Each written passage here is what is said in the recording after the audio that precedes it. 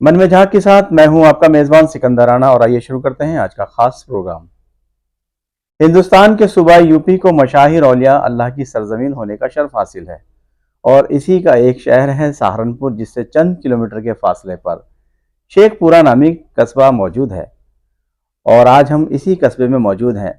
सिलसिला चिश्तिया साबरिया के मशहूर बुजुर्ग हजरत ख्वाजा रिफत हुसैन साहब का आस्थाना भी इसी जगह मौजूद है और ख्वाजा इतरत हुसैन साहब आज हमारे बीच में मौजूद हैं। सबसे पहले तो आपका स्वागत है, खैर मकदम है हमारे चैनल पर। खुदा अल्लाह ताला तमाम मखलूक़ात के ज़रिए से जितनी भी इस कायनात में मखलूक़ात आई है कि परवरदिगार अपनी रहमत से, बाबरकत महीने से सबके ऊपर अपनी रहमत नाजिल फरमाए। और तमाम उन लोगों को मैं सलाम पेश करता हूँ जो लोग इस चीज़ को सुन रहे हैं, और आपको मुबारकबाद देता हूँ। और यही अल्लाह ताला से यही दुआ करता हूँ कि इस वली के आस्थाने पर जिसे आपने ख्वाजा सैयद रिफ़त शाह रहमतुल्लाह अलैह, इनके वसीले से आपको और बुलंदी अता हो।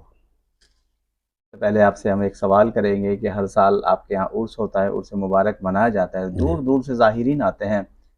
देखिए जनाब, बात जहाँ तक मेरा अपना ताल्लुक़ है, और जो मैंने ज़्यादा तो मुझे तालीम नहीं, तिफ़ले मकतब हूँ, लेकिन जितना भी मैंने पढ़ा है तो ये पढ़ा है कि बुज़ुर्गान दीन जितने भी औलिया अल्लाह इस दुनिया के अंदर तशरीफ़ लाए हैं, उनके यहाँ से लोग लेने जाते हैं, ना कि देने। तो आज बहुत जगह, मैं किसी का नाम नहीं जानता इस मसले पर, लेकिन आज जो है इस सिलसिले को सही तरह के इन लोगों तक, उस ज़ायरीन तक, उस समाज तक नहीं पहुंचाया जा रहा है। अगर उनका सही पैगाम इस ज़माने के पहुंचाया जाए तो आज भी यही सच्चा रास्ता है, क्योंकि सबसे पहले खुदावंद करीम की ज़ात है, उसके बाद उसने मुंतखब किया है नबी करीम को, उसके बाद औलिया इकराम को। यानी औलिया इकराम क़यामत तक है, अब नबी कोई नहीं आएंगे, आखिर ज़मा के बाद कोई नबी नहीं है। उसके बाद में उसने इस क़यामत तक इस सिलसिले को चलाने के लिए उसने अपने औलिया इकराम का उन्हें मुंतखब किया, इंतखाब किया, और इंतखाब करने के बाद क़यामत तक के लिए इन औलिया के ये लोग आते रहेंगे इस दुनिया के अंदर, और क़यामत तक आते रहेंगे। सबसे पहले ख्वाजा साहब सैयद रिफ़त शाह रहमतुल्लाह अलैह की मैंने लगभग 30 साल खिदमत की है। उस खिदमत के अंदर सबसे पहले मुझे ये मिला है कि जो लेने वाला है तो वो वली नहीं हो सकता, वो हमेशा देने वाला होगा। दूसरे नंबर की बात यह है कि जो ऐशो आराम जितनी भी चीज़ें हैं, ये कायनात के लिए लोग जो अल्लाह के नज़दीक होते हैं, वो कायनात के लिए, वो भी कायनात के लिए होते हैं। वो खिदमत करते हैं। मिसाल के तौर आपने देखा होगा जो बाहर आ रहे हैं, तो अगर मुझसे भी कोई ये कहेगा कि मुझे चाय बना कर दो, तो इंशाअल्लाह मैं अपने हाथ से चाय बना कर दूंगा। अगर वो मेरे से कहेगा कि आप मुझे पानी पिलाएं, तो मैं पानी पिलाऊंगा। अगर वो ये मुझे कहेंगे कि बेटा ज़रा मेरी बात सुनना, चाहे वो मुझसे छोटा ही क्यों ना है, तो मैं कभी गुस्सा नहीं करूँगा। वो इसलिए गुस्सा नहीं करूँगा कि अल्लाह के दोस्त होते हैं वली। मैंने उस वली की खिदमत की है, उनसे मैंने जो सीखा है तो वो यही है कि जिनके अखलाक अच्छे नहीं हैं, यह अल्लाह के रसूल की मोतबर हदीस है, सल्लल्लाहु अलैहि वसल्लम, तो बिल्कुल। जिनके अखलाक अच्छे नहीं हैं वो हम में से नहीं हैं। तो ख्वाजा साहब से हमें अखलाक ज़्यादा तो नहीं है, जो उनके अंदर थे वो मेरे अंदर नहीं है, लेकिन कोशिश ये करता हूँ कि बेहतर से बेहतर अपने अखलाक बनाए जाएं।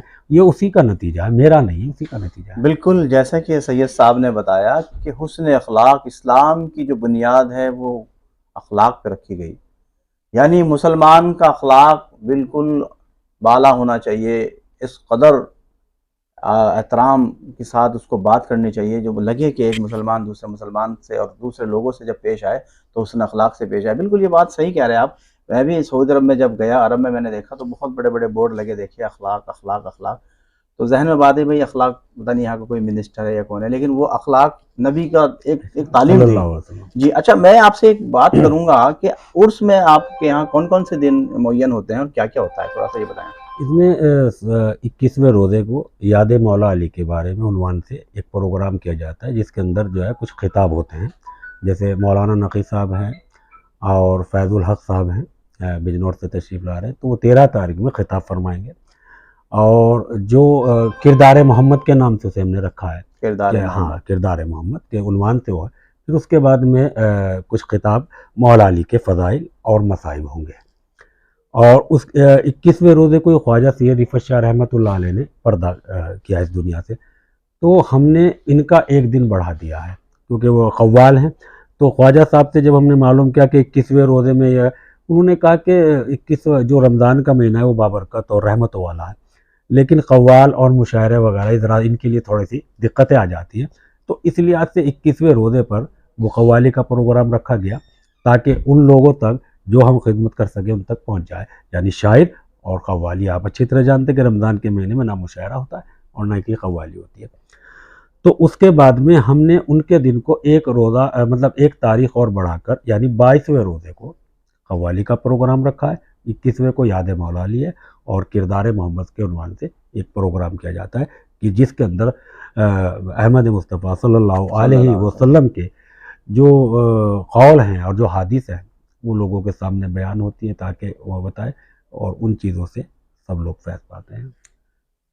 तो ये किरदार मोहम्मद के नाम से जो प्रोग्राम हमारे यहाँ होता है, इसके अंदर तमाम सरकार कायनात के जो कौल है, जो दुनिया के लिए एक सबक है जिससे इंसानियत ज़िंदा होती है, तो वो पेश किए जाते हैं। उसके बाद मुसलसल दुआओं का सिलसिला जारी रहता है, यानी ज़ोहर में, फिर असर के वक्त में, फिर मगरिब के वक्त में, फिर बाद तरावी और फिर सुबह 3 बजे तहज्जुद के वक्त में ये दुआ होती है। और इस दुआ का नाम ये है कि रहमत खुदा के नाम से इसे मंसूब किया हुआ है।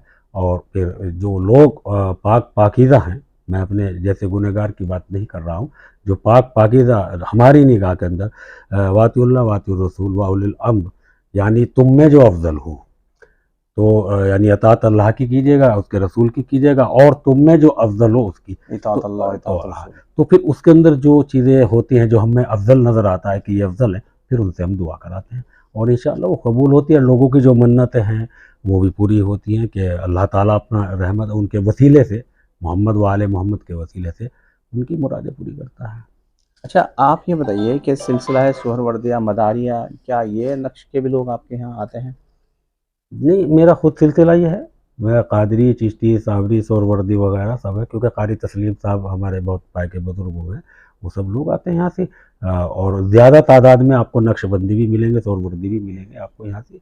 और क्योंकि हमारा कादरी सिलसिला ही एक अपने में एक सिलसिला है, और जितने सोहरवर्दी हैं, नक्शबंदी हैं, साबरी हैं, चिश्ती, वो सारे जाके वहीं के जम होते हैं और वो सारे सिलसिले एक ही हैं। अच्छा, बैनुल अक़वाम से क्या इन दिनों ज़ाहिरीन आएँगे आपके यहाँ? देखिए, हमारा पैगाम तो हम सबके यहाँ पहुँचाते हैं। अब आना ना आना उन लोगों का है, लेकिन मैं जो जहाँ तक समझता हूँ कि मेरा अपना एक मज़हब जो है, वो एक मज़हब ये है कि मैं अल्लाह और अल्लाह के रसूल के कुरान और फिर अल्लाह के रसूल के आखिरी ज़मां जो हैं, उनका ये जो कुरान करीम है, इसे कोशिश करता हूँ कि समझने की। तो कुछ चीज़ें ऐसी हैं कि जो दुनिया के अंदर जहाँ तक आप बात कर रहे हैं, तो मैं उस बात पर ऐसी कोई बात नहीं करूँगा। मैं सिर्फ़ और सिर्फ़ इतना है कि सबके यहाँ हमारा पैगाम है और वो सब आएँ और बेहतर है, वो तो चल रहा है। चलिए, आज आप चैनल पे मौजूद हैं, दाखिली लोगों के लिए क्या कहना चाहते हैं आप? बस मैं तो उनके लिए यही कहना चाहता हूँ कि वो मेरे हक़ में दुआ करें और मैं उनके हक़ में दुआ करता हूँ, ताकि अल्लाह ताला के जो हमें इस्लाम के दायरे में पैदा किया है, कि परवरदिगार का लाख लाख बार शुक्र है और एहसान है इसका कि हमें सबसे प्यारे उम्मत में, यानी हज़रत सल्लल्लाहु अलैहि वसल्लम की उम्मत में पैदा किया है। लाख लाख बार शुक्र है खुदावंद करीम का, और जितना उसने दिया है हमें परवरदिगार, हम इस लायक नहीं थे, लेकिन उसकी रहमत जो है वो इतनी बड़ी है कि हम जैसे गुनहगारों को नवाज रहा है वो। तो इस लिहाज से मैं तमाम लोगों से ये गुजारिश करता हूँ कि अगर हम अपनी कमज़ोरियों को ना देखें बल्कि उसकी रहमत को देखें, तो हमारे पास, जैसे मैं एक एग्ज़ाम्पल देता हूँ कि हमारी आँखें हैं तो ऐसी कोई नहीं बना सकता, उन्होंने हमें फ्री में अता कर दी है। हमारी किडनी है, ऐसी कोई नहीं बना सकता, उसने हमें फ्री में अता कर दी है। तो वो इतना बड़ा करम नवाज़ है, और उसने हर इंसान को अमीर बनाया है, किसी इंसान को गरीब नहीं बनाया। और जो ये लोग कहते हैं कि हम गरीब हैं, तो वो एक तरह से झूठ बोल रहे हैं, क्योंकि आज तुम देखिएगा, अगर दूसरे हमारे 2 किडनी लगी हुई हैं तो इसकी कीमत देख लीजिएगा कि कितनी है। तो उसने हमें ये एक अपनी रहमत के ज़रिए तोहफ़ा अता किया है। तो हम हर एक, ख़ास तौर से इस्लाम के दायरे वाला तो गरीब नहीं हो सकता, और कोई कहता रहे तो कहता रहिए, लेकिन मेरा तो ये मसला है। और खुदा हाफ़िज़। और मैं सलाम पेश करता हूँ तमाम उन मोमिन मोमिनात और मुस्लिम मुस्लिमात को, और ये दुआ करता हूँ कि मेरे हक़ में भी दुआ करें।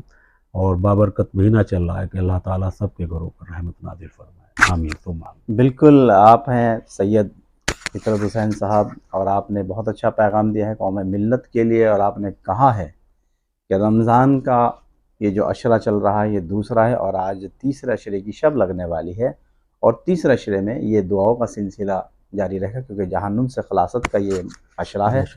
और इसमें आप अब दरूद पाक का ज़िक्र चलेगा। अब ये जो चल रहा था इसमें इस्तग़फ़ार, उससे पहले आपने जो अशरा चल रहा था उसमें आपने शिद्दत से कलमा पढ़ा। तो आस्ताना भी यही होता है कि आस्थानों पे अगर आप आएँ, आस्थानों पे आप ज़िक्र इलाही करें, कलाम पाक की तिलावत करें, आप यहाँ से दीन की सही रोशनी दिखाने का काम अगर करें, तो मैं ये समझता हूँ कि इससे बेहतर और बड़ा रास्ता कोई नहीं है। तो ख्वाजा साहब ने भी यही दावत दी है, यही तालीम इन्होंने यहाँ आज हमारे चैनल पे रखी है। तो यहाँ मैं आपसे लूँगा इजाज़त, फिर किसी दूसरी शख्सियत के साथ आपके बीच में ज़रूर हाज़िर होऊँगा। तब तक के लिए दीजिएगा इजाज़त। देखते रहें यूट्यूब चैनल मन में झांक।